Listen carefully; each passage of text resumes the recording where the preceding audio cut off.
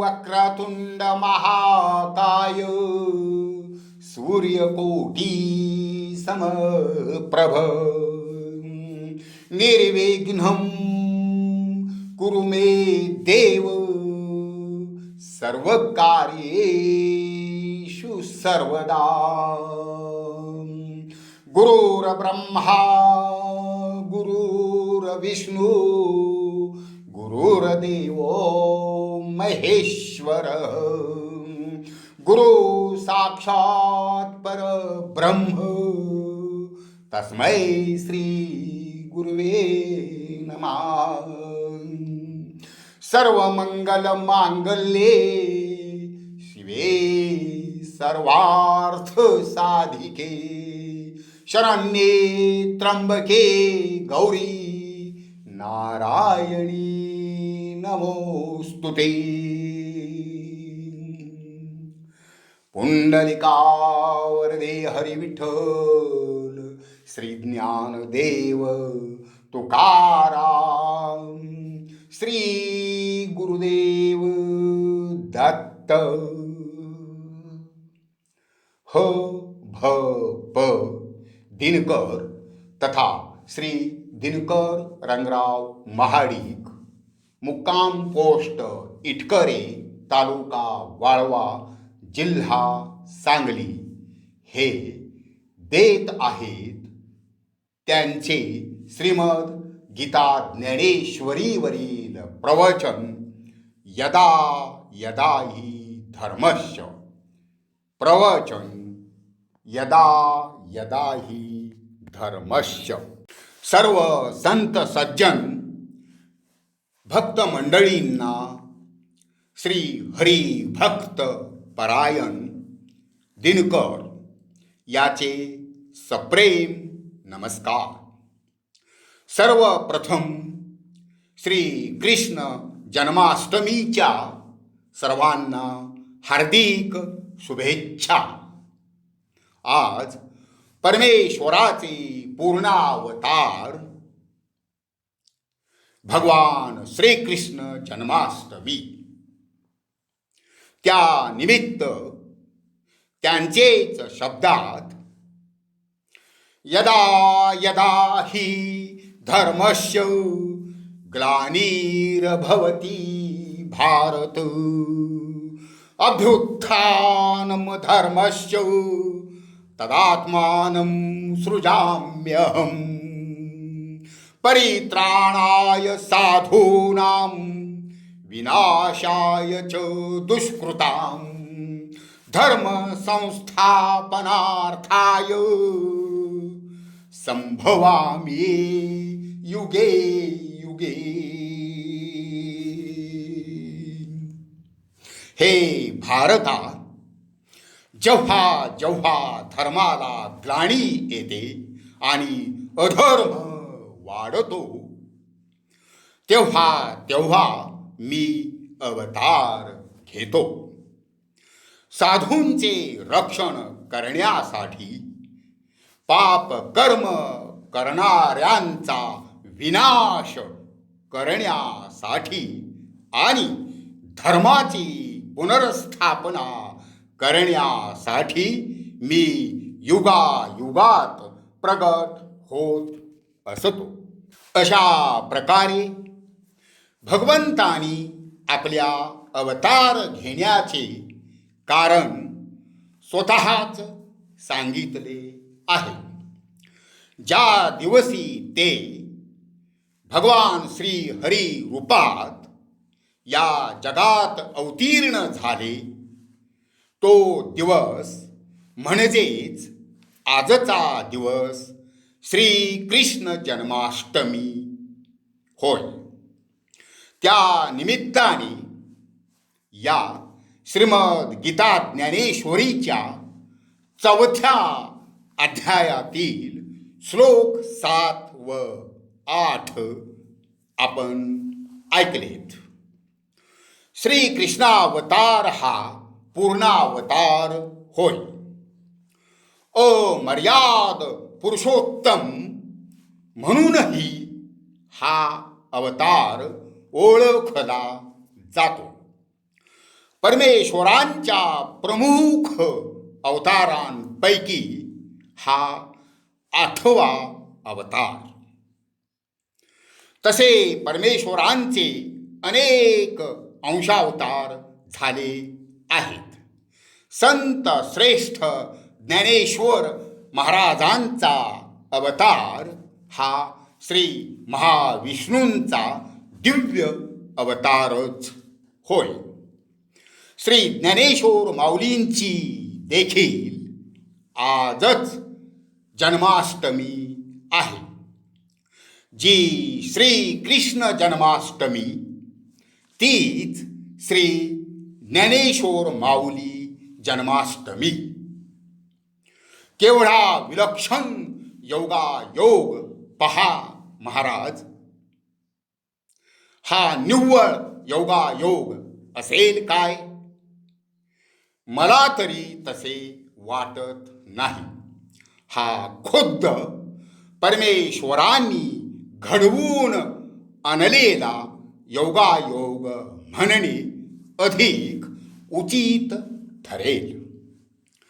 श्रीहरींनी आपल्या अवतारविषयक जे भाष्य आपण आताच ऐकलेल्या श्लोकात केले त्याचाच गूढार्थ माऊली श्री ज्ञानेश्वर महाराजांनी आपल्या ओव्यांमधून स्पष्ट करताना म्हटले आहे. जे धर्मजात आघवे युगायुगी म्या रक्षावे ऐसा ओहू हा स्वभावे आद्य असे. म्हणून अजत्व परते ठेवी मी अव्यक्तपणही नाठवी. जेवी धर्माते अभिभवी अधर्मो हा. धर्माच्या संपूर्ण स्वरूपाचे प्रत्येक युगात मी रक्षण करावे असा हा ओघ स्वभावतःच जगाच्या प्रारंभापासून चालत आलेला आहे.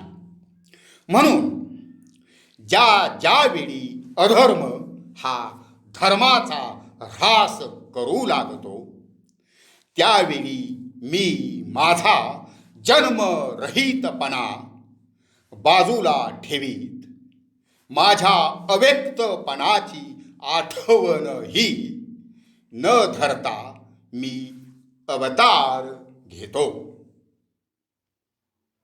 संत श्रेष्ठ माऊली ज्ञानेश्वर महाराजांनी या 2 ओव्यांमध्ये भगवंतांच्या या जगात प्रगट होण्याचे अतिशय महत्त्वाचे कारण सांगितले आहे.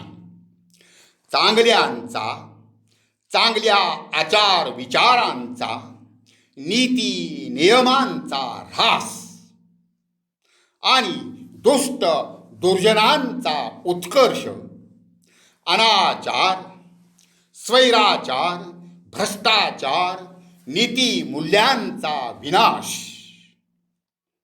अशी भयावह परिस्थिती ज्यावेळी निर्माण होते त्यावेळी परमेश्वर या जगात अवतार घेत असतात. त्याचे कारणही त्यांनी या ओव्यात सांगितले आहे. चांगल्यांचे रक्षण आणि वाईटांचे निर्दालन हे भगवंतांचे ब्रीद आहे.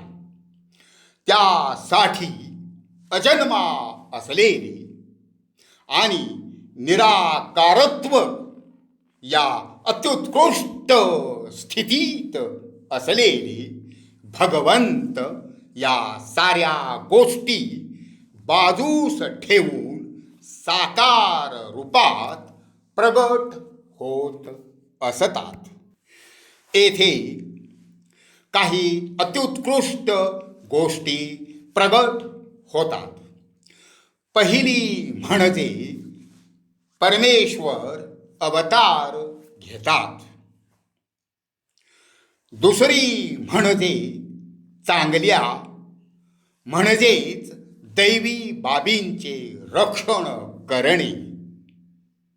त्यात सर्व चांगले तेवढे आले. हे परमेश्वर आपले परम कर्तव्य मानतात. सदधर्म अधर्म या बाबींकडे त्यांचे लक्ष असते.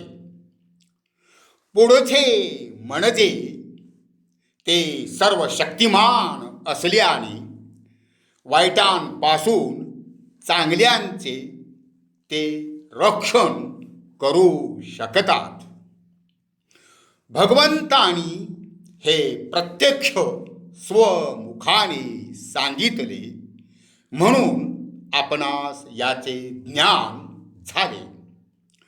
पूर्णावतार अमर्याद पुरुषोत्तम अवतार भगवान श्रीकृष्णांचे संपूर्ण जीवन चरित्रच त्यांच्या दिव्य उद्गाराचे विलक्षण सत्य दर्शन आपणास घडवते. हे अवतार घेण्याचे काम भगवंत कधीपासून करतात तर या जगाच्या आरंभापासून. त्यातील ज्ञात असणारे असे जे अगोदरचे अवतार आहेत ते 7 होय. मत्स्य, कूर्म, वराह, नरसिंह, वामन, परशुराम आणि श्रीराम अवतार हा 7वा मर्यादा पुरुषोत्तमाचा दिव्य अवतार होय. आणि आज ज्या श्रीकृष्ण अवताराचा जन्म दिवस आहे, प्रगट दिवस आहे असे म्हणा हवे तर, तो अमर्याद पुरुषोत्तम हा 8वा होय. या अवतारातील त्यांचे सर्व क्षेत्रातले अवतार कार्य अमर्याद आहे. अगदी गोपादनापासून मोठमोठ्या सैतानांना ठार करण्यापर्यंत, तसेच कुरुक्षेत्राच्या रणांगणावर स्वमुखाने दिव्य ज्ञान प्रगट करण्यापर्यंत आणि कितीतरी गोष्टीत ते अमर्याद आहेत. सर्व क्षेत्रातील त्यांच्या दिव्य भव्य कार्याची कीर्ती अमर आहे. गीता ज्ञानाचा दिव्य प्रकाश श्री हरीनी अवतार संपवून 5000हून अधिक वर्षांचा कालखंड उलटला तरी अजूनही 10 दिशात पसरला आहे. राजकारणातल्या मुत्सदी व्यक्तीपासून ते देशांच्या सीमेवर देश रक्षण करणाऱ्या, युद्धभूमीवर लढणाऱ्या सैनिकांपर्यंत सर्वजण त्यांच्या अवतार कार्यापासून नित्य नवी प्रेरणा घेत आहेत. कर्म, भक्ती, ज्ञान यांची यथोचित सांगड घालून 4 आश्रम पार करीत मोक्षस्थानापर्यंत असंख्य जण प्रगट अप्रगट मजल मारीत आहेत. धर्माचे रक्षण करण्यासाठी भगवंत युगायुगातून प्रगट होत असतात. धर्माविषयी पुष्कळ काही बोलता येईल, परंतु माऊली ज्ञानेश्वर महाराज श्रीहरी भगवंतांना जे अभिप्रेत आहे त्याविषयी आपण थोडक्यात बोलू. धर्म म्हणजे थोडक्यात असे म्हणता येईल की मानव जातीच्या भल्यासाठी आचार विचार उच्चार या बाबतचे नीती नियम देश काल परत्वे घालून दिलेले असतात व त्या त्या समाजाने त्यानुसार वागून स्वतःची उन्नती करून घ्यायची असते.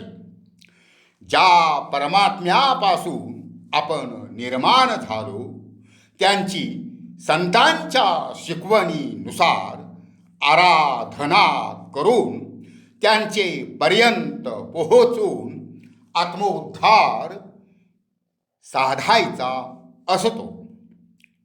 त्यास आपण ढोबळमानाने धर्म म्हणू.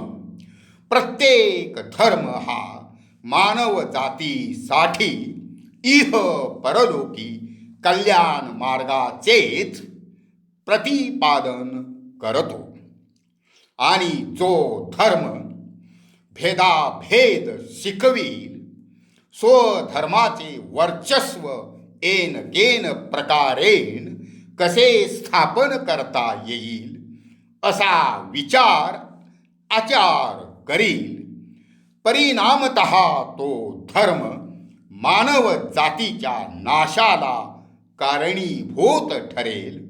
असा धर्म हा धर्मच असू शकणार नाही. थोडक्यात सदाचार, न्याय, नीती, परस्परातील प्रेमभाव, मानवता, आपण एकाच परमेश्वराची लेकरे आहोत अशी जाणीव असणे, समता, बंधुता, दया आदी गुणांनी युक्त असणारी आचार पद्धती यास आपण धर्म म्हणू. प्रत्येक धर्माचे अत्युत्कृष्ट असे अध्यात्मज्ञान प्रवण ग्रंथही असतात, पुराणे असतात. हे वेगळे सांगण्याची आवश्यकता नाही.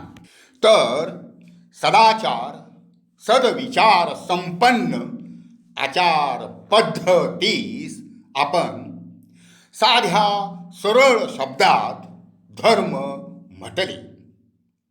या उलट जे असेल त्यास अधर्म असे म्हणू. संत हो, अधर्माविषयी बोलायचे तर ते खूपच होईल, कारण हे कलियुग आहे. धर्माचा ह्रास होत चालला आहे. माणसातील प्रेमभाव कमी होत चालला आहे. स्वतःच्या सैतानी महत्वाकांक्षा पूर्णत्वास नेण्यासाठी अतिरेकाचा मार्ग अवलंबला जात आहे. अतिरेकी निरपराध लोकांची हत्या समूहानेच करीत आहेत. क्षेपणास्त्रे, रॉकेट हल्ले, बॉम्बस्फोट घडवून आणून जीवित व वित्त हानी केली जात आहे. हा अधर्म नव्हे तर काय? ज्यावेळी व्यक्तीतील प्रेमभाव, नीती, न्याय, बुद्धी, सदाचार आदी नाहीसे होते, त्यावेळी त्याचे उग्र रूप समाजात पहावयास मिळते. संपूर्ण समाजच नीतिमूल्ये पायदळी तुडवून वागू लागतो. परिणामतः धर्म धोक्यात येतो. समाजात जे काही साधू संत असतात ते मात्र अशा कोणत्याही अधपतीत आचार प्रणालीचा स्वीकार करीत नाहीत, परंतु अशा साधूंचा मान दुर्जन राखत नाहीत, त्यांची शिकवण मानत नाहीत, उन्मत्त वर्तणुकीने त्यांचे जगणे सुद्धा मुश्कील करून टाकतात, त्यांचे जीवित संपवून टाकायलाही असे दुर्जन मागे पुढे पाहत नाहीत. दुष्ट प्रवृत्तीने बलदंड असल्याने त्यांच्या विरुद्ध जाणारांची छाती ते निर्घृणपणे फोडून टाकतात. जीव मुठीत धरून चांगले लोक जगत असतात. यालाच आपण धर्माचा ऱ्हास म्हणू आणि अशा सैतानांच्या विरुद्ध उभे राहण्याची कोणाचीही क्षमता उरत नाही. त्यासाठी सर्व शक्तिमान परमेश्वरासच अवतीर्ण व्हावे लागते. मर्यादा पुरुषोत्तम श्रीराम प्रभूंनी अशा दुष्टांना संपविण्यासाठी अवतार धारण केला आणि केवढा प्रचंड संहार केला दुष्ट दुर्जनांचा. युगायुगात धर्माचे रक्षण करण्यासाठी मी अवतार घेतो असे भगवान श्रीहरी म्हणतात. युगायुगात म्हणजे अनेक युगात. एकदा धर्माची स्थापना करून गेल्यावर पुन्हा भगवंतांना का यावे लागते? तर महाराज, आपण आपल्या शेतातून ज्वारी, भुईमूग, सोयाबीन वगैरे अन्नधान्याची पिके घेतो. पेरणीनंतर पिकांची उगवण जरी चांगली झाली तेवढ्याने भागते का? नाही. आपण उत्कृष्ट आणि उपयुक्त बियाणांची पेरणी केलेली असते, ती चांगली साधलेली असते, परंतु आपण न पेरताही तण उगवते. त्याची जोपासना न करता ते उदंड वाढते, पिकांची वाढ खुंटवते. वेळीच भांगलन करून त्याचा जर नायनाट केला नाही तर ते पिकांना मारक ठरते. बरं, ते एकदा किंवा एखाद्या वर्षी काढून भागत नाही, तर वरचे वर भांगलणी कराव्या लागतात. प्रत्येक वर्षी असेच करावे लागते. आता या कम्युनिटी हॉलच्या बाहेरचे मोकळ्या मैदानात सभोवार वाढलेले गाजर गवत आपण या पारायण सोहळ्यानिमित्त काढून टाकले व परिसर स्वच्छ केला. मागील वर्षीही आपण असेच या परिसरातील गाजर गवताचे निर्मूलन केले होते, तरीही यावर्षी ते पुन्हा फोपावले होते. अगदी तसेच महाराज, या मृत्यूलोकात वाईट तितके लवकर आणि वरचे वर फोफावते, पोचले जाते. अधर्म धर्मावर मात करू लागतो, बेफाम माजतो. त्या अधर्म्यांचा नाश करण्यासाठी भगवंतांना युगायुगातून या जगात प्रगट व्हावे लागते.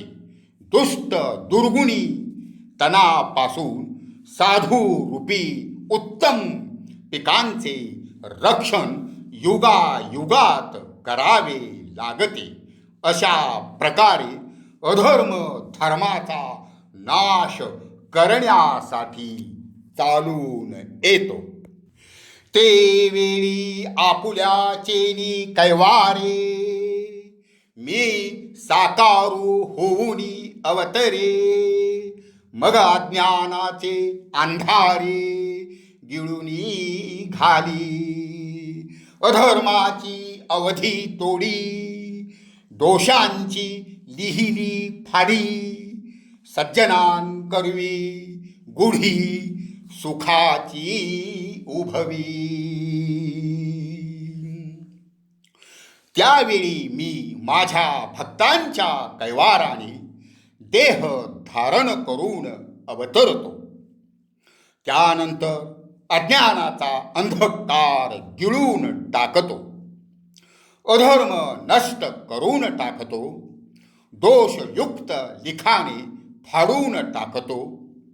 सज्जनांच्या हस्ते सुखाची ध्वजा उभारतो. बघा महाराज, देव भक्तांची किती काळजी घेतात. श्रीहरी ज्ञानेश्वर माऊलींनी येथे आपुल्या चेनी कैवारी असा शब्द प्रयोग केला आहे. देवांचे आपले कोण? तर देवांचे भक्त होय. धर्माचा ऱ्हास होऊ लागताच सर्वप्रथम अर्थातच भक्तच अडचणीत येत असतात.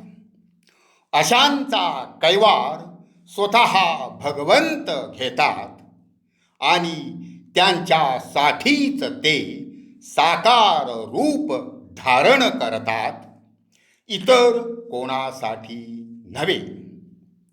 ते अवतीर्ण होताच पहिले कार्य कोणते करतात? तर अज्ञान रूप अंधाराचा नाश करतात.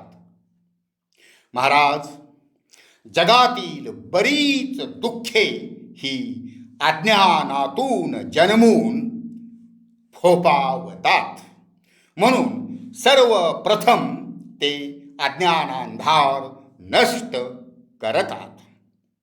माऊली ज्ञानेश्वर महाराज म्हणतात की मी अधर्माची अवधी म्हणजे मर्यादा तोडून टाकतो. आता महाराज, प्रश्न असा उत्पन्न होईल की मर्यादा तोडणे म्हणजे काय? तर महाराज, अधर्माला पसरायला जागाच न ठेवणे होय. म्हणजेच त्याचा समूळ नाश करणे होय. समजा या कम्युनिटी हॉलच्या सभोवती भरपूर गाजर गवत उगवले होते. ते सर्वच आता आपण काढून टाकले आहे.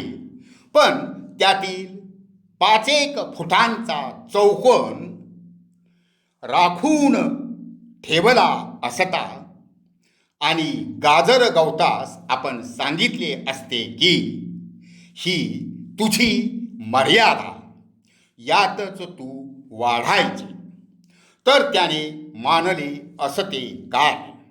पुढील पावसाळ्यात त्याला अनुकूल संधी प्राप्त होताच ते दुप्पट वेगाने वाढले असते.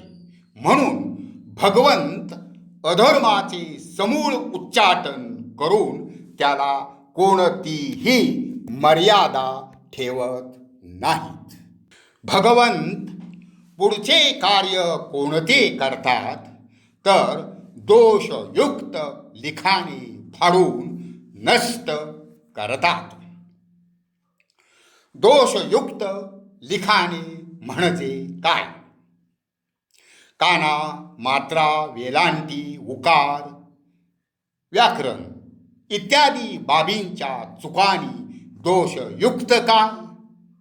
नाही. जी सदाचार, सदविचार यांच्या विरुद्ध केलेली लिखाणे असतील, सद्धर्माविरुद्ध आणि अधर्माचा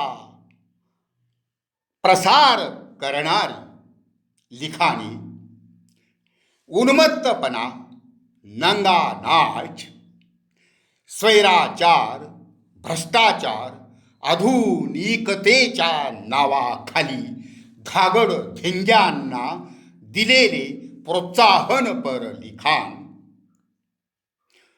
परमेश्वर नाही, मरणोपरांत काही नसते, आत्मा नसतो, जे काही आहे ते सारे इथेच आहे, अदृश्य असे काही नसते, देह म्हणजेच सारे काही, त्याच्या उपभोगाकरिताच सर्व काही पुष्कळ होईल.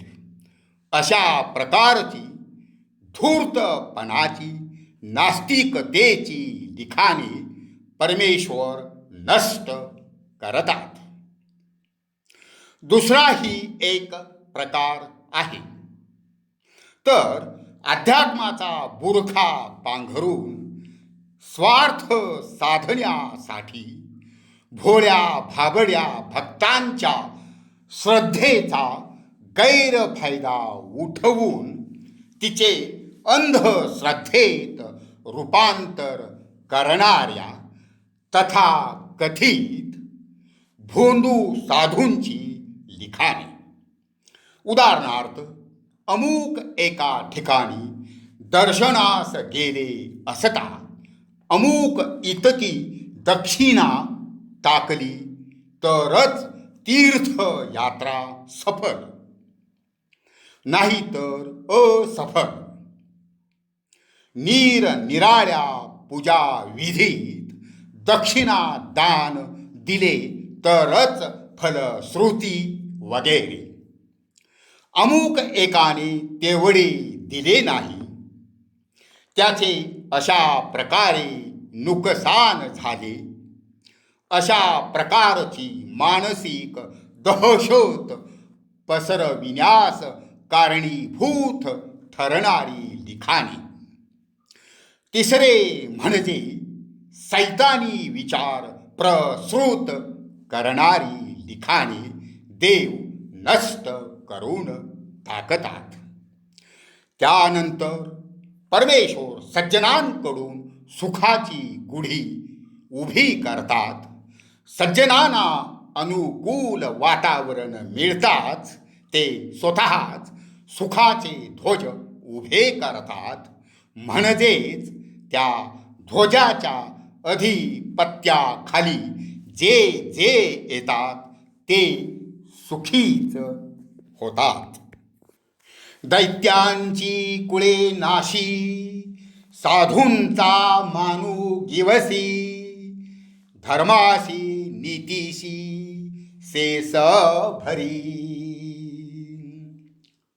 दैत्यांच्या कुळांचा नाश करतो, साधूंचा गेलेला मान त्यांचा त्यांना परत मिळवून देतो, धर्म आणि नीतीची सांगड घालतो. आपल्या कार्याची व्याप्ती किती प्रचंड असते याचे प्रगटीकरण भगवंत येथे करीत आहेत. दैत्यांचा म्हणजे दुष्ट दुर्जनांचा, अनाचारी स्वैराचार्यांचा खात्मा करणे हे भगवंतांच्या अवतार कार्याचे प्रमुख उद्दिष्ट असते. कारण हे लोक सर्व चांगल्या गोष्टींचे विरोधक असतात, संहारक असतात, अतिशय शक्तिशाली असतात. त्यांना संपवण्याचे कार्य भगवंतांच्या व्यतिरिक्त कोणीही करू शकत नाही, असे दुर्विचारी दुराचारी लोक फक्त शस्त्राचीच भाषा समजत असल्याने ते अगदी सहजपणे भगवंतांवर शस्त्र उगारतात, त्यांचा संहार भगवंत शस्त्रानेच करतात. भगवंत नुसते दैत्य मारून थांबत नाहीत, तर त्यांच्या कुळाचाच समूळ नाश करतात. त्यांचे कुळ राखले तर अनुवंशिकतेच्या नियमानुसार त्यांच्यातून पुन्हा दैत्यच जन्मणार. म्हणून ते दैत्यांच्या कुळांचा संहार करतात. जसे की या कम्युनिटी हॉलच्या बाहेरील संपूर्ण गाजर गवत उपडून काढले आहे, परंतु चुकून एखादे रोप जर राहिले असेल तर त्यापासून पुढील वर्षी लाखो रोपे पुन्हा तरारतील. त्यासाठी गाजर गवताचा बिमोड करणे गरजेचे असते. राम अवतारातील प्रभूंच्या कार्याचे स्मरण करून पहा भक्त हो. परमेश्वराशी तादात्म्य राखण्यासाठी तपश्चर्या करणाऱ्या कितीतरी साधू संतांना क्लेशदायक ठरणाऱ्या, त्यांच्या दैवी साधनेत सातत्याने विघ्न उत्पन्न करणाऱ्या असंख्य राक्षसांना प्रभूंनी यमसदनी धाडले. खर दूषण यांचे सह हजारो बलाढ्यांचा संहार केला. वाली वध केला. अति बलाढ्य त्रिभुवनास दुःखदायक ठरलेल्या रावणाचा वध केला. हा दैत्य संहार केल्यानंतर भगवंतानी काय केले तर सदाचार्यांना त्यांचा मान परत मिळवून दिला. सुग्रीवास किष्किंधाधिपती केले तर बिभीषणास लंकाधिपती केले. ही दोन्ही राज्ये प्रभू आपल्या अधिपत्याखाली ठेवू शकले असते, अथवा त्यावर स्वतःच्या नात्यातील एखाद्याची नियुक्ती करू शकले असते. पण ज्या सद्गुणींचा साधूंचा मान दुष्टांनी हिरावून घेतला होता, तो त्यांचा त्यांना परत केला. असे हे प्रभूंचे दिव्य कार्य असते. आजच्या परिस्थितीकडे आपण ओझरते पाहिले तर महाराज आपणास वेगळेच चित्र दिसेल. सत्ता खुर्ची ताब्यात येताच व्यक्तीच्या योग्य अयोग्यतेचा विचार न करता अनेक मंडळी, महामंडळी इत्यादी सत्ता स्थानावर आपला पुत्र, आपली पत्नी, आपली सून, आपली लेक, जावई, चुलते, पुतणे यांचीच वर्णी लावून स्वतःच्या सत्ता केंद्राचे ध्रुवीकरण करून पैसा, सत्ता, पुढील यश भरभक्कम करायचे. केवढा फरक आहे दोन कार्यात. तर महाराज भक्त प्रल्हादासाठी परमेश्वराने नरसिंह अवतार घेतला. हिरण्य कश्यपूस फाडून त्यांनी भक्त प्रल्हादास राज्यपदी स्थापिले. आज ज्या भगवान श्री कृष्ण अवताराची जन्माष्टमी आहे, त्यांचे तर सारे काही अलौकिकच आहे.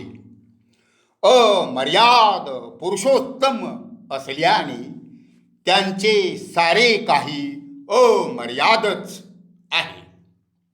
श्री कृष्ण जन्माचे वर्णन करताना आपल्या श्री हरिविजय ग्रंथात सुविख्यात संत कवी श्रीधर स्वामी नाझरेकर म्हणतात, वर्षा ऋतू श्रावण मास, बुधाष्टमी कृष्ण पक्ष, अवतरला कमरदलाक्ष, रोहिणी नक्षत्र ते दिवसी, सोमवंशी अवतार, म्हणून साधिला चंद्रपुत्र वार, जाहला शशीचा उद्धार, दशा आली वंशासी, मध्यरात्री अष्टमीस, देवकी पुढे परमपुरुष, चतुर्भुज ऋषिकेश, निमासूर डोळस पै,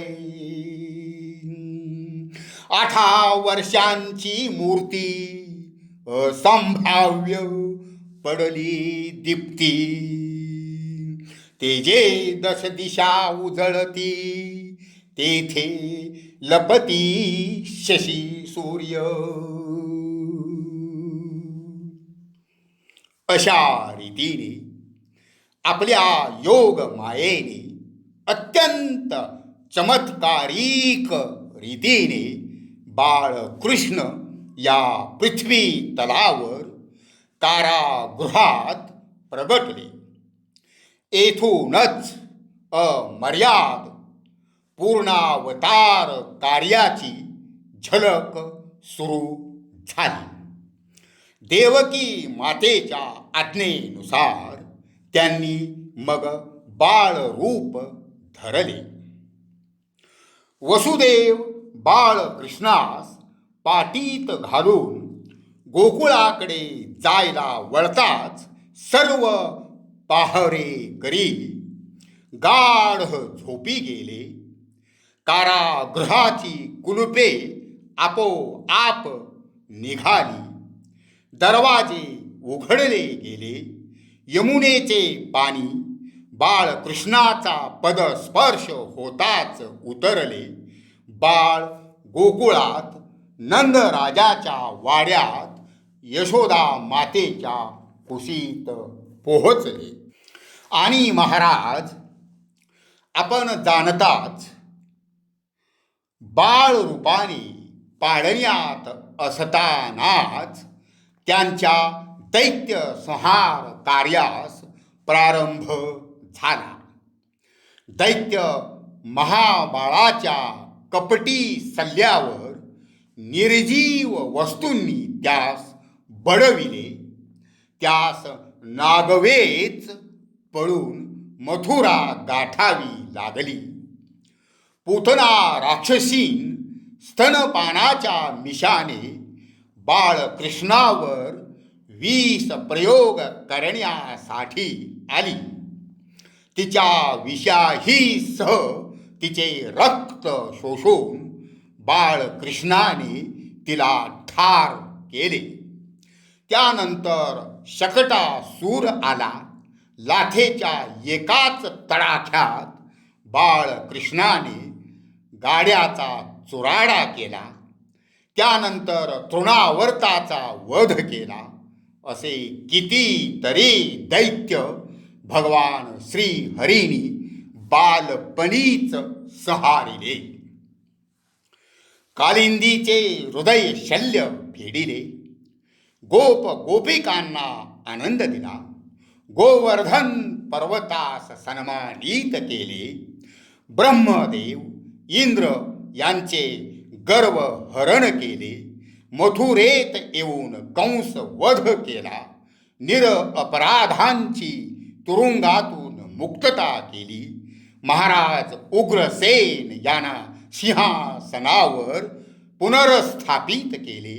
देवकी वसुदेवांची कारागृहातून सुटका करून त्यांना परमानंद दिला.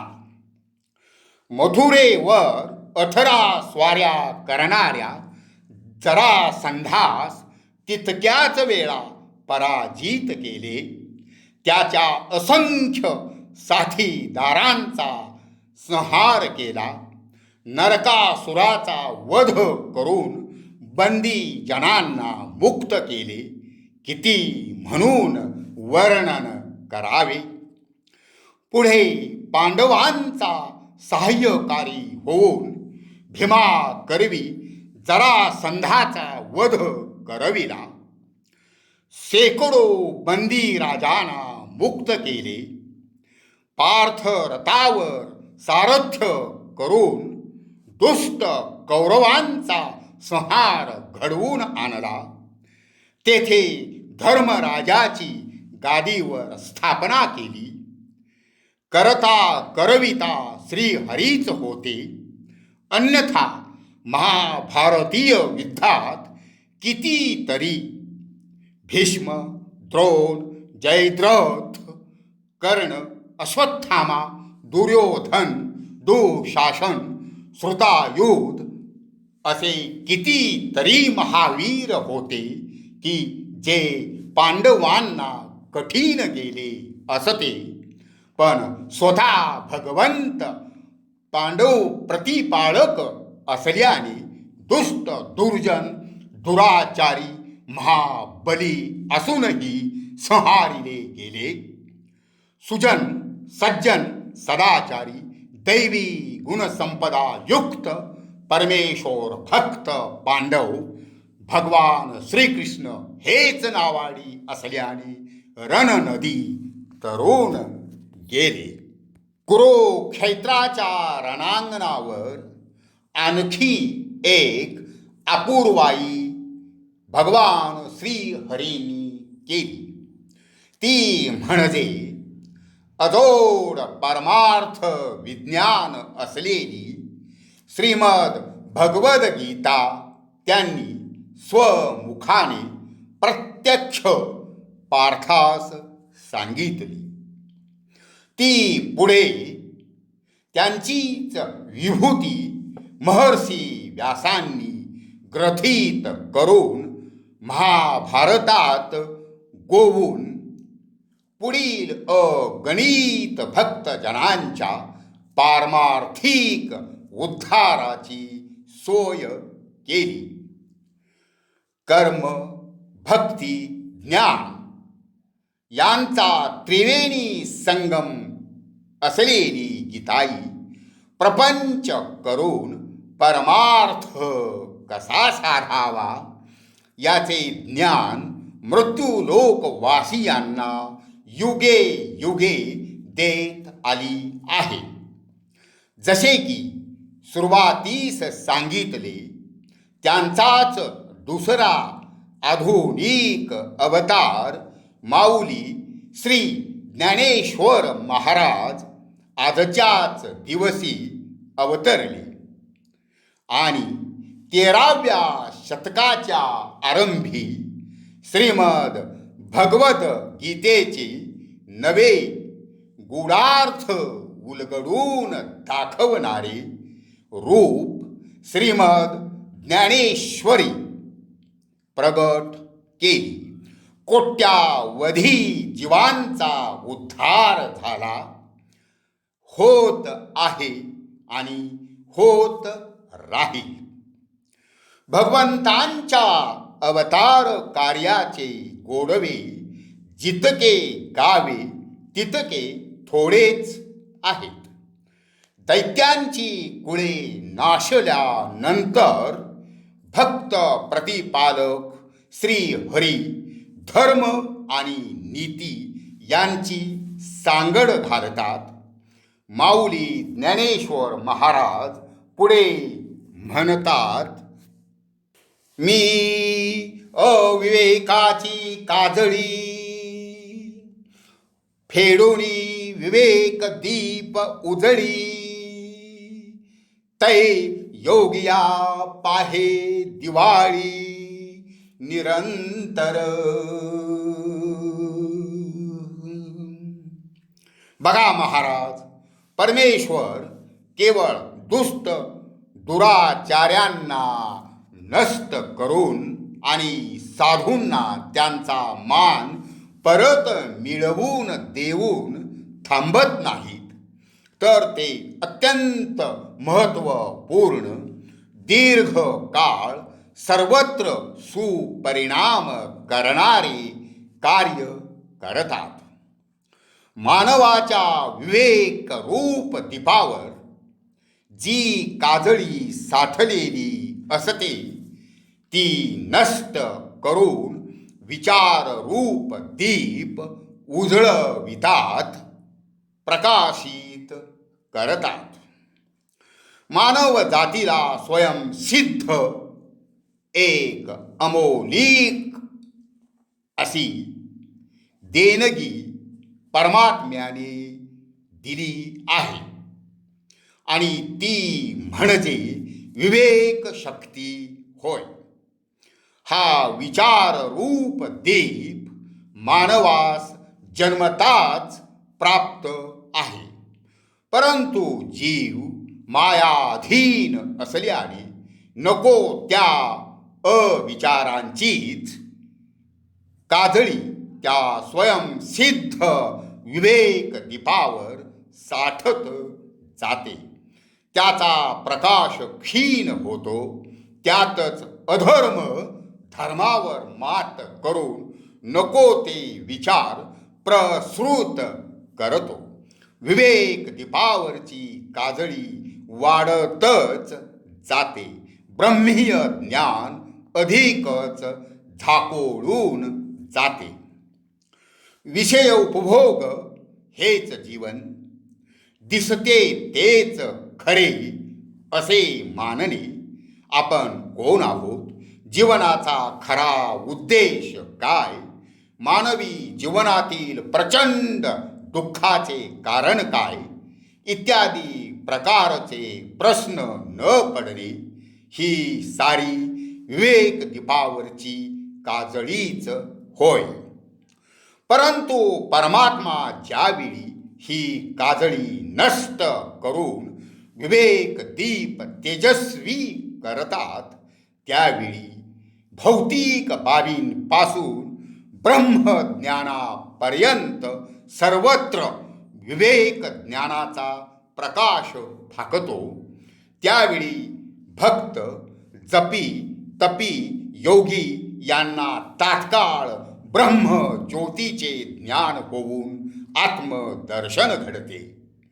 ज्या आत्मदर्शनासाठी म्हणजेच परमेश्वर दर्शनासाठी ध्यान योगी अनंत क्लेश सहन करीत योगाभ्यास करीत असतात, त्यांना तर परमेश्वर दर्शन दीपाची निरंतर दिवाळीच पाहायला मिळते.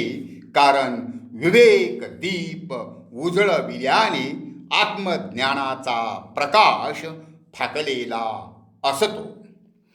भगवान श्री हरी श्रीमद भगवत गीते सारखा अजोड विवेक दीप उजळवून दिव्य ज्ञानाचा प्रकाश दृश्यादृश्य जगतात पसरवतात. त्यामुळे ध्यान योगी, ज्ञान योगी, कर्म योगी, भक्ती योगी त्या विवेक दीपाच्या दिव्य ज्ञानमय प्रकाशात निरंतर दीपावलीचा आनंद घेतात. किती सार्थ आहेत हे उद्गार. कुरुक्षेत्राच्या रणांगणावर सुमारे 5-5.5 हजार वर्षांपूर्वी लावलेला गीताईचा विवेक दीप आज अखेर निरंतर ज्ञान दीपावलीचा प्रकाश देतच आहे.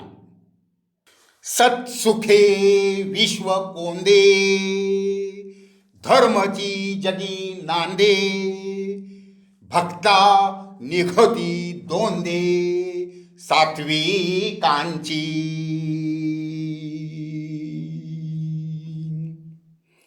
अशा रीतीने ज्ञानदीप उजळला गेल्याने सत्सुख वाढतेच राहते.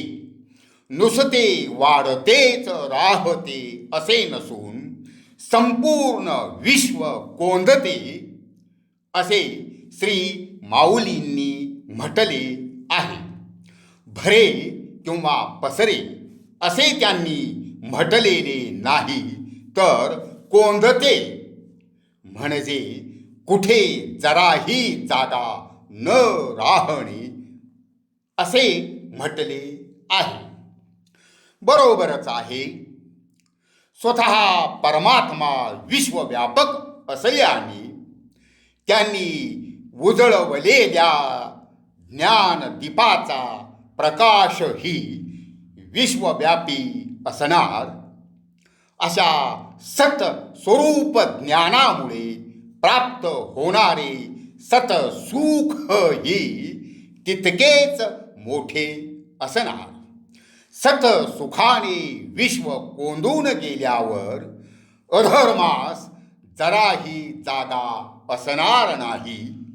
कारण आरंभीच भगवंतानी अधर्मी आणि अधर्म यांना संपविलेले असते. त्यामुळे केवळ धर्मच जगात नांदतो. त्यामुळे भगवंतांचे भक्त सतसुखाने परिपूर्ण होतात. भक्ता निघती दोंदे सात्विकांची असे माऊली त्यासाठीच म्हणतात. एखाद्या निष्काळजी निष्कामी परंतु पूर्व भाग्याने सुखासीन असलेल्या माणसास द्वंद्व सुटते. त्यास कोणी कोथळा सुटला असे म्हणतात. परंतु त्याचे द्वंद्व सुटणे हे मेद वाढल्याने होय. या उलट भक्तांना जे द्वंद्व सुटते ते सात्विकतेचे होय. आणि सात्विकता भक्तांना परमेश्वराच्या अगदी निकट घेऊन जाते. हे भक्त हो आपण जाणताच. रामराज्य हे सात्विकतेचे उत्तम उदाहरण होय. तै पापांचा अचळू फिटे, पुण्याची पहाट फुटे. जय मूर्ती माझी प्रगटे, पंडू कुमारा. ज्यावेळी भगवंत मूर्त रूपाने प्रगट होतात, त्यावेळी पापांचे पर्वत नष्ट होतात, पुण्याची पहाट होते. किंबहुना पापांचे पर्वत नष्ट करण्यासाठीच तर भगवंत अवतीर्ण होत असतात. भगवान श्रीकृष्णांनी बालपणापासून अवतार कार्याची समाप्ती करेपर्यंत पापांचे पर्वत नष्ट केले, पुण्याची पहाट केली. दुष्ट कौरवांचा संहार पांडवांमार्फत केल्यानंतर धर्मराजास त्यांनी राज्याभिषेक केला. त्यानंतर धर्मराज राज्य करू लागला. पुण्याच्या सात्विक प्रकाशाने धर्मराजाचे राज्य भरून गेले. त्याची ही एक छोटीशी कथा. एका सदगृहस्थाने आपली पडीक घर जमीन दुसऱ्या एका माणसास विकली. त्याने त्या जागेवर घर बांधण्यासाठी पाया खणायला सुरुवात केली. पायात त्या माणसास सुवर्ण मोहरानी भरलेला हंडा सापडला. त्याने विचार केला की मी या पडीक घर जागेचे पैसे मालकास दिले आहेत, या मोहरांचे नाही. हे धन त्याच्या पूर्वजांचे आहे, ज्याचे त्यास ते परत करावे. सुवर्ण मोहरांचा हंडा घेऊन तो मूळ मालकाकडे आला. त्याच्या पुढ्यात तो हंडा ठेवून तुमचे तुम्हास घ्या असे म्हणाला. पण त्या सदगृहस्थाने तो हंडा स्वीकारण्यास नकार दिला. तो म्हणाला, जरी हे धन माझ्या पूर्वजांचे असले तरी ते त्या जागेत गुप्त रूपाने होते. ती जागा जेव्हा मी तुम्हास विकली तेव्हा सारेच तुमच्या मालकीचे झाले. त्यावर आता माझा काहीच अधिकार राहिला नाही. तेव्हा हे तुमचे तुम्ही घेऊन जावा. हे असे कसे घडले? तर त्यावेळी धर्मराजाचे राज्य होते. दुसरे असे की मूर्त रूपाने परमेश्वर प्रत्यक्ष भूतलावर वावरत होते. आणि तिसरे म्हणजे कली बंदिस्त होता. पुढे मग हा वाद धर्मराजाच्या दरबारात जातो. कलीला मुक्त केले जाते. लगेच दोघांची बुद्धी पालटते. पुन्हा कलीला बंदिस्त केले जाते. मग त्यांची बुद्धी मूळ स्थितीवर येते. अशी कथा पुढे आहे. तर सांगायचा मुद्दा हा आहे की परमेश्वर मूर्त रूपाने प्रगट होताच पुण्य मार्गाची वाटचाल होते. कली बंदिस्त असतो. धार्मिक पुण्यवंतांच्या हाती राजसत्ता असते. सर्वत्र चांगल्यांना मान असतो. सदविचार, सदाचार, परमेश्वर भक्ती, परस्परातील स्नेहभाव यांची रेलचेल असते. ऐसे या काजा लागी अवतरे मी युगी युगी. परी हेची ओळखे जो जगी तो विवेकिया. श्री हरी माऊली ज्ञानेश्वर महाराज या सारांश रूप ओवीत म्हणतात की अशा प्रकारे या कामांसाठी मी प्रत्येक युगात अवतार धारण करतो. परंतु हेच या जगी जो ओळखतो तो विचारवंत होय.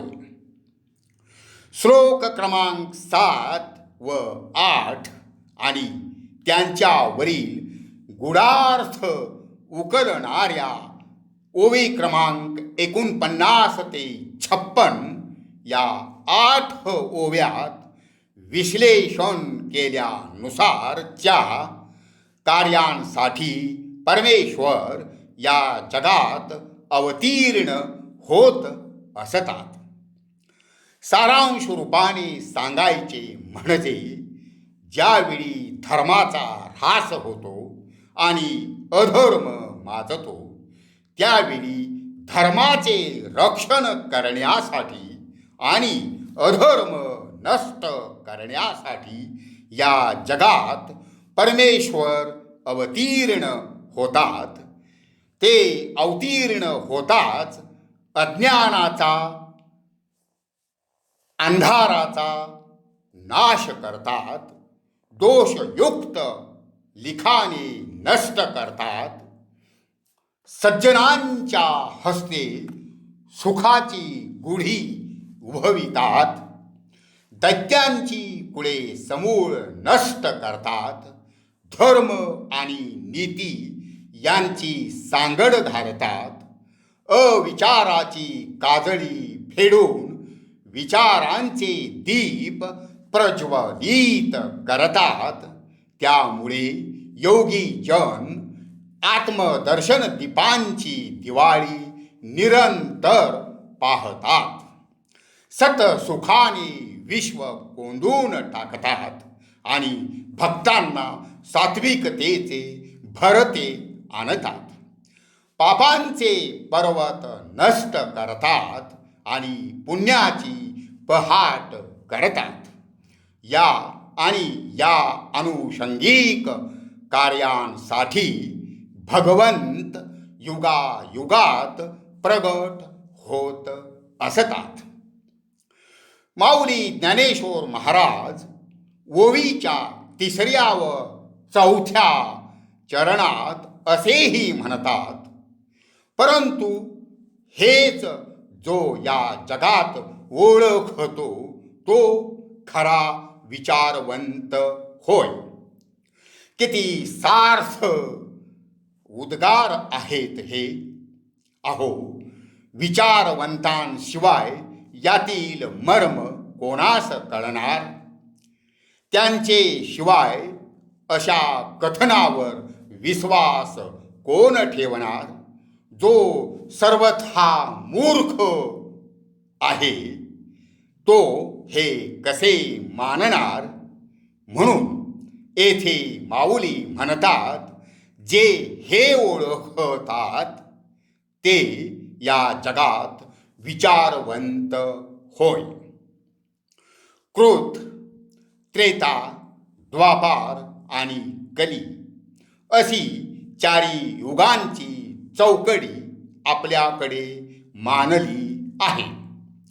आज आपण जी श्रीकृष्ण जन्माष्टमी साजरी करीत आहोत तो भगवंतांचा 8वा अवतार द्वापार युगातील होय. सध्या कलियुग चालू आहे, त्याचा प्रताप आपण पाहत आहातच. भगवंतांचे अवतार हे अल्पावतार, पूर्णावतार, अंशावतार अशा प्रकारचे असतात. अल्प कार्यासाठी घेतलेले ते अल्पावतार, प्रचंड कार्यासाठी घेतलेले ते पूर्णावतार आणि साधू संतांच्या रूपाने घेतले जाणारे अवतार हे अंशावतार होय. असे अंशावतार या जगातील सर्व धर्मात सतत होत असतात. ज्या उद्देशाने ते अवतार होत असतात तो उद्देश पूर्ण झाला की ते संत महात्मे मूळ स्वरूपात परत जातात. याची भरपूर उदाहरणे देता येतील. असे संत महात्मे परमेश्वराचे गुणगान गातात, सदाचार नीतीची शिकवण समाजाला देतात, समाजाच्या आत्मोद्धाराचे कार्य करतात. असा एक प्रश्न विचारला जातो की या कलियुगात परमेश्वराचा एखादा पूर्णावतार होईल काय? त्याचे उत्तर होईल असेच देता येईल. कधी ते नक्की सांगणे कोणालाही शक्य नाही. पण या श्रीमद गीता ज्ञानेश्वरीतील सेवेसाठी घेतलेल्या श्लोकांमधून, ओव्यांमधून स्वतः भगवंतांनी कथन केल्यानुसार युगायुगात ते प्रगट होत असतात यावर विश्वास ठेवावा. तोपर्यंत भक्तजनांचे काय होणार? तर त्यांच्या आत्मोद्धाराचा मार्ग कथन केलेला आहेच. भगवान श्रीकृष्ण हे प्रत्येकाच्या हृदयात आहेत आणि निराकाराने संपूर्ण विश्व व्यापून आहेत. ते मूर्त रूपाने नसले तरी निराकार रूपाने आहेतच. त्यांची तनमनाने केलेली भक्ती अगदी सहज त्यांचेकडे पोहोचते. त्यांच्या नामस्मरणाचा मंत्र आपणापाशी आहेच.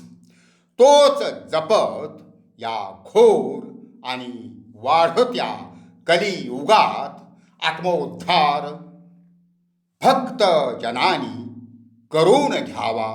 कारण सकळासी येथे आहे अधिकार, कलियुगे उद्धार हरीच्या नामे. तर महाराज, आपण विचारवंत आहोत. परमात्म्याचे हे दिव्य अवतार व दिव्य कर्मे आपण बरोबर जाणतो. म्हणूनच त्यांची कीर्ती आपण सतत गात राहू. आज ज्या भगवान श्रीकृष्णांची जन्माष्टमी आपण साजरी करीत आहोत त्यांना पुनः पुनः कोटी कोटी वेळा वंदन करूया. सेवेसाठी घेतलेल्या त्यांच्याच 2 दिव्य श्लोकांचे गायन करून आपण त्यांच्या अवतार कार्याविषयीचा अल्पसा उल्लेख असलेल्या या प्रवचन सेवेचा समारोप करूया. त्यानंतर ह.भ.प. दिनकर यांच्या म्हणजे माझ्याच भक्ती श्री हरी प्राप्ती मुक्ती या ग्रंथाच्या अखेरीच्या स्वरचित आरती श्री हरींची या आरतीचे गायन करूया. यदा यदा हि धर्मस्य ग्लानिर्भवति भारत अभ्युत्थानं धर्मस्य तदात्मानं सृजाम्यहम् परित्राणाय साधूनां विनाशाय च दुष्कृतां धर्म संस्थापनार्थाय संभवामि युगे युगे. पुंडलिकावरदे हरी विठ्ठल श्री ज्ञानदेव तुकाराम श्री गुरुदेव दत्त.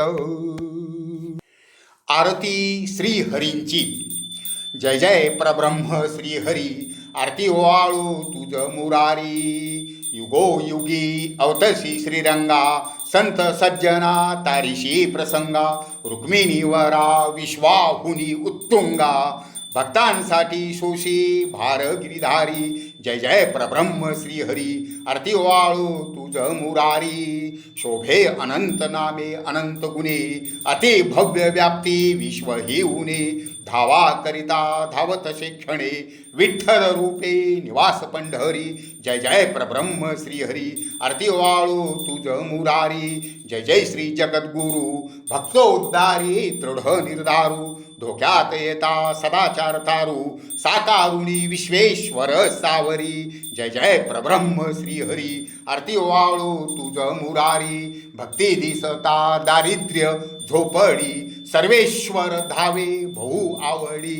उद्धाराचा क्षणही न दवडी विष्णू नारायण ऐसा तत्परी जय जय प्रब्रह्म श्रीहरी आरती वाळू तुझ मुरारी कुरुक्षेत्री गीता वर्तिली पार्था अनंत अमृत चिते परमार्था ध्याता आचरता जन्म सार्था परमेश्वरा तू अजोड परोपकारी जय जय प्रब्रह्म श्रीहरी आरती वाळू तुझ मुरारी मानसी परमेशा भक्ती वंदना पुरविशी देवा भक्त कामना कधी न विसरे दिल्या वचना भऊ भक्ती लुब्ध सुदर्शनधारी जय जय प्रब्रह्म श्रीहरी आरती वाळू तुझ मुरारी मीराईसाठी देवा विष तू प्राशिले जनाईसाठी दळण तू दळिले चोखोबा गोरोबांच्या कामाशी केले सर्व शक्तिमान लहानपणा शुकारी जय जय प्रब्रह्म श्रीहरी आरती वाळू तुझ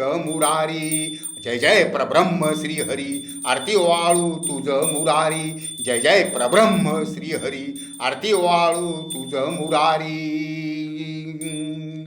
पुंडलिका वरदे हरी विठ्ठल श्री ज्ञानदेव तुकाराम श्री गुरुदेव दत्त श्री हरी अर्पणस्तु ओम तत्सत ओम तत्सत ओम तत्सत